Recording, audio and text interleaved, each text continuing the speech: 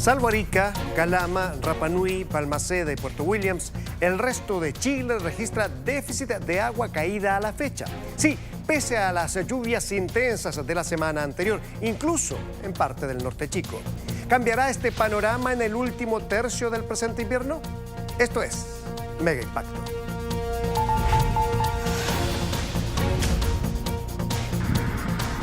Tormentas de arena en la zona norte de Chile. Tormentas eléctricas en pleno desierto de Atacama. Lluvias torrenciales en el sur de Atacama, en la región de Coquimbo y parte de la zona central. Precipitaciones intensas con isoterma cero alta, es decir, con calor para la época del año. Hasta una tromba marina frente a la región de Valparaíso. Una nube embudo en los lagos. Una semana de intensa actividad atmosférica en Chile, todo concentrado y exacerbado, una tendencia climática en el mundo.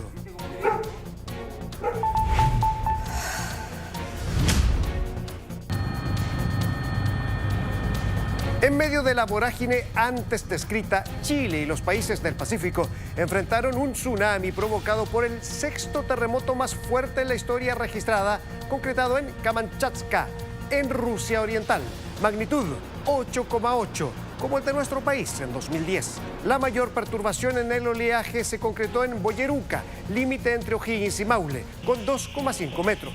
Hubo recogimiento del mar en zonas maulinas y de Biobío, por ejemplo, un tema del cual debemos aprender para estar preparados ante situaciones parecidas en el futuro.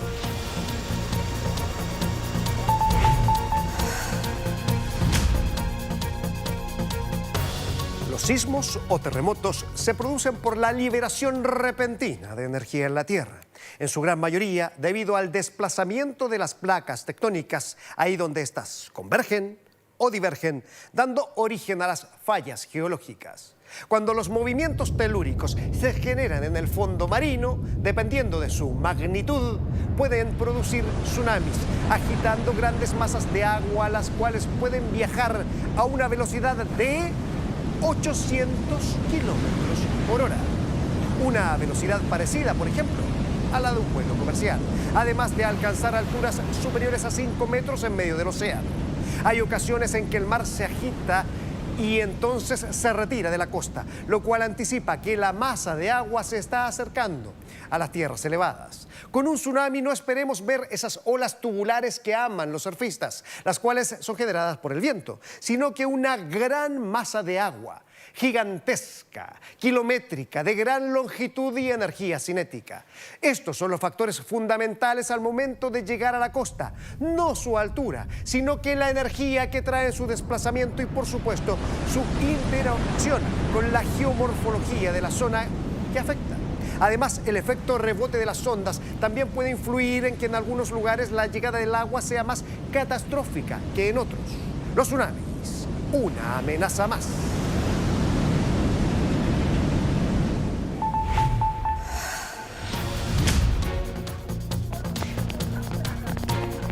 El cielo se desplomó sobre Taiwán en menos de una semana.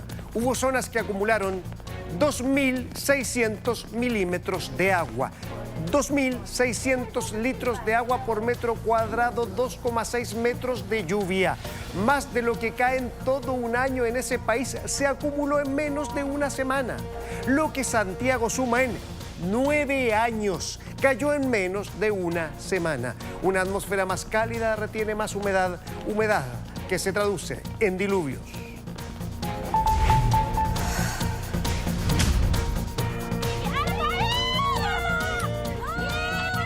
Tragedia en India. Un furioso aluvión sepultó la aldea de Darali en el norte de ese país. Registros impactantes con el flujo de agua, rocas, barro, troncos, en fin, inundando todo a su paso. Una consecuencia más de las cálidas lluvias monzónicas que, aunque fundamentales para la vida en el sur de Asia, en los últimos años se han incrementado, generando eventos como este.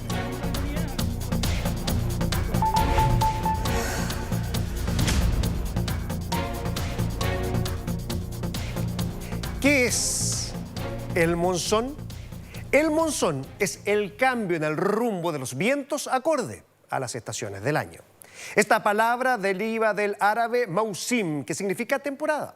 Aunque los monzones más conocidos se producen en el sur de Asia, también hay otros lugares de ese continente que los recibe, así como incluso en África, América y también en Oceanía.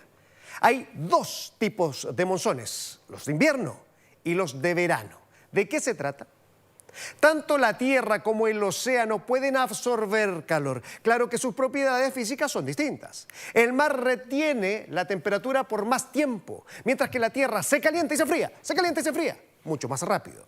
Entonces, cuando la diferencia de la temperatura entre la tierra y el océano es amplia, se crea una diferencia de presiones, la cual provoca vientos, lluvias y tormentas. El monzón de verano se origina cuando el sol calienta el continente. Así ese aire cálido se eleva, representado aquí en rojo. Para subir o para cubrir ese vacío, el viento más fresco del océano toma su lugar, que sopla de mar a tierra. Y al llegar a esta, también sube al encontrar barreras geográficas, como por ejemplo en el caso de la India, los Himalayas. Cuando se eleva, se fría, se condensa, forma nubes de tormenta, las cuales descargan sus aguaceros con furia y con calor, porque se produce en verano.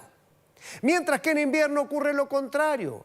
Como el continente está más frío que el océano, el viento se desplaza desde tierra hacia el mar, descargando sus precipitaciones en el océano y provocando sequías en el continente. Este fenómeno natural genera beneficios, por ejemplo, para la agricultura. El tema es que debido al cambio climático se ha intensificado, siendo cada vez más extremo el monzón.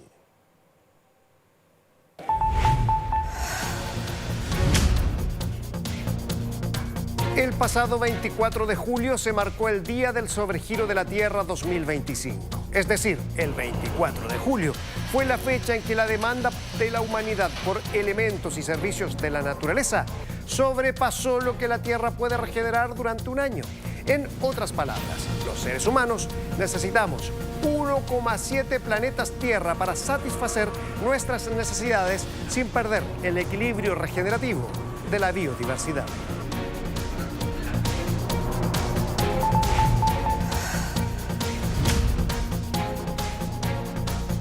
Eventos violentos en el mundo y en Chile. No llueve por largos periodos, pero cuando lo hace con todo. Una exageración de los eventos naturales que se incrementa con el paso del tiempo. ¿Estamos preparados para este escenario? Esto fue Mega Impacto.